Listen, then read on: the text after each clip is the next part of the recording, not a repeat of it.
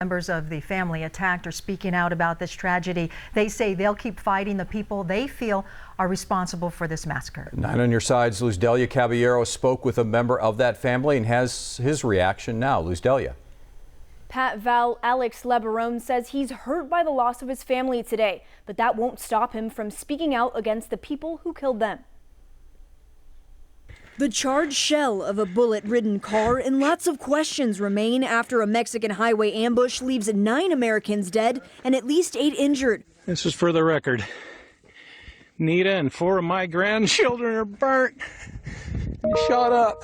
Alex Lebarone, a relative of some of the victims, says words cannot express the pain he's feeling.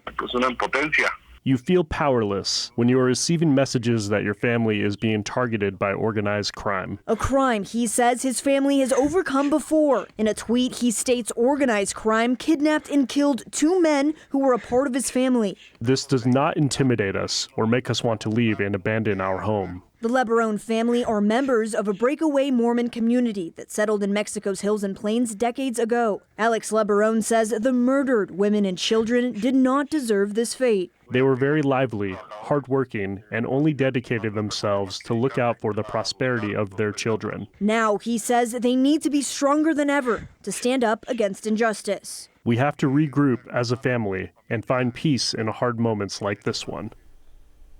Tonight at 10, we'll hear much more from Alex about the loss of his family. Pat, Val? All right, Luz Delia, thank you. Let's delve even further into this family's history with the cartel. And 9 News Side's Rogelio Mares spoke with a cousin of the victims today. And Rogelio.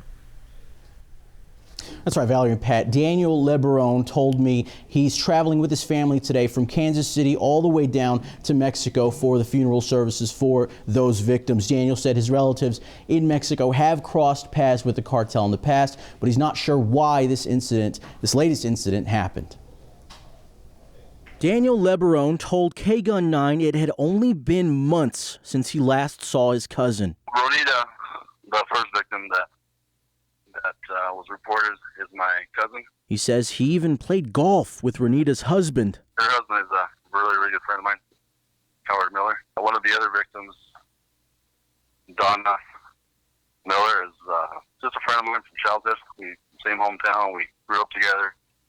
Went to elementary school together. The family, Daniel says, has been in this region of Mexico since early last century. So unfortunate that it's gotten to this point to where the areas where we live in are just completely out of control. Daniel alluded to an incident in 2009 when he says a relative of the family was kidnapped by the cartel, but the family stood firm against them then. We refused to pay the ransom just to not enable them more.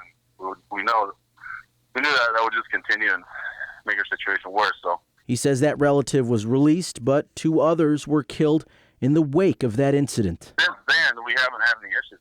This is completely out of the blue. Daniel said right now his family is focused on memorializing his relatives. He did mention he hopes something is done by both Mexican and American authorities about the cartel. All new at 10. We're going to hear more from Daniel about his family and what he says should be done about the drug cartels in Mexico, guys.